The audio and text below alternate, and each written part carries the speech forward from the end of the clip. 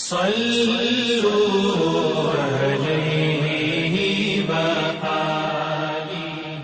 بخاری حدیث نمبر 11۔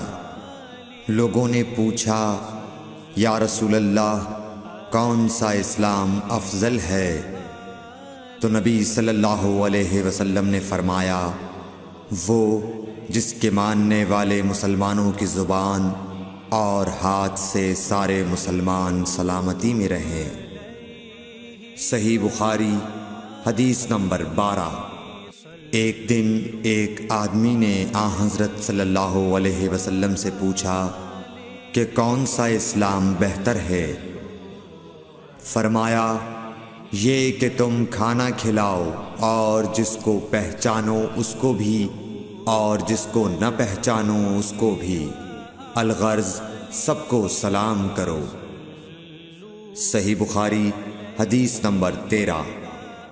حضور اکرم صلی اللہ علیہ وآلہ وسلم نے فرمایا تم میں سے کوئی شخص ایماندار نہ ہوگا جب تک اپنے بھائی کے لیے وہ نہ چاہے جو اپنے نفس کے لیے چاہتا ہے۔ صحیح بخاری حدیث نمبر 14۔ رسول کریم صلی اللہ علیہ وسلم نے فرمایا قسم ہے اس ذات کی جس کے ہاتھ میں میری جان ہے، تم میں سے کوئی بھی ایماندار نہ ہوگا جب تک میں اس کے والد اور اولاد سے بھی زیادہ اس کا محبوب نہ بن جاؤں۔ صحیح بخاری حدیث نمبر 15۔ حضرت صلی اللہ علیہ وسلم نے فرمایا تم میں سے کوئی شخص ایماندار نہ ہوگا جب تک اس کے والد اور اس کی اولاد اور تمام لوگوں سے زیادہ اس کے دل میں میری محبت نہ ہو جائے۔ صحیح بخاری حدیث نمبر 16۔ نبی کریم صلی اللہ علیہ وآلہ وسلم نے فرمایا 3 خصلتیں ایسی ہیں کہ جس میں یہ پیدا ہو جائیں اس نے ایمان کی مٹھاس کو پا لیا۔ اول یہ کہ اللہ اور اس کا رسول اس کے نزدیک سب سے زیادہ محبوب بن جائیں، دوسرے یہ کہ وہ کسی انسان سے محض اللہ کی رضا کے لیے محبت رکھے، تیسرے یہ کہ وہ کفر میں واپس لوٹنے کو ایسا برا جانے جیسا کہ آگ میں ڈالے جانے کو برا جانتا ہے۔ صحیح بخاری حدیث نمبر 17۔ حضور اکرم صلی اللہ علیہ وآلہ وسلم نے فرمایا انصار سے محبت رکھنا ایمان کی نشانی ہے اور انصار سے کینہ رکھنا نفاق کی نشانی ہے۔ صحیح بخاری حدیث نمبر 18۔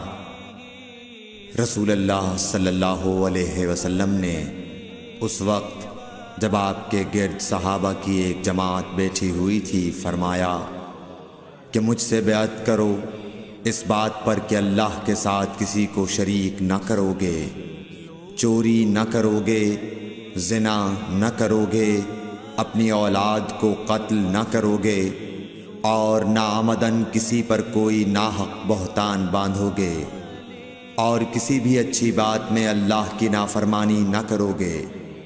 جو کوئی تم میں اس عہد کو پورا کرے گا تو اس کا ثواب اللہ کے ذمے ہے، اور جو کوئی ان بری باتوں میں سے کسی کا ارتکاب کرے اور اسے دنیا میں اسلامی قانون کے تحت سزا دے دی گئی تو یہ سزا اس کے گناہوں کے لیے بدلہ ہو جائے گی، اور جو کوئی ان میں سے کسی بات میں مبتلا ہو گیا اور اللہ نے اس کے گناہ کو چھپا لیا تو پھر اس کا معاملہ اللہ کے حوالے ہے، اگر چاہے معاف کرے اور اگر چاہے سزا دے دے۔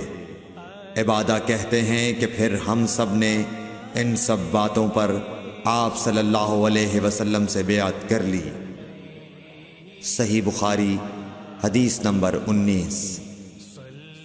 رسول اللہ صلی اللہ علیہ وسلم نے فرمایا وہ وقت قریب ہے جب مسلمان کا سب سے عمدہ مال اس کی بکریاں ہوں گی، جن کے پیچھے وہ پہاڑوں کی چوٹیوں اور برساتی وادیوں میں اپنے دین کو بچانے کے لیے بھاگ جائے گا۔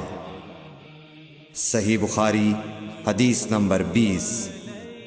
رسول اللہ صلی اللہ علیہ وسلم کسی کام کا حکم دیتے تو وہ ایسا ہی کام ہوتا جس کے کرنے کی لوگوں میں طاقت ہوتی۔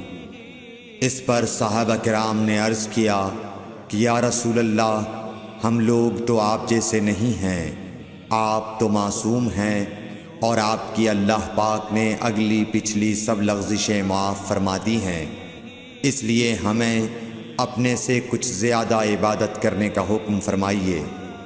یہ سن کر آپ ناراض ہوئے، حتیٰ کہ خفگی آپ کے چہرہ مبارک سے ظاہر ہونے لگی۔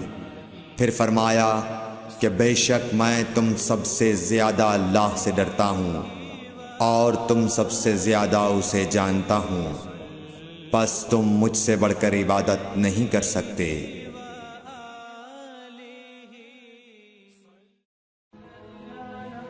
Thanks for watching. Don't forget to like, comment, share and subscribe to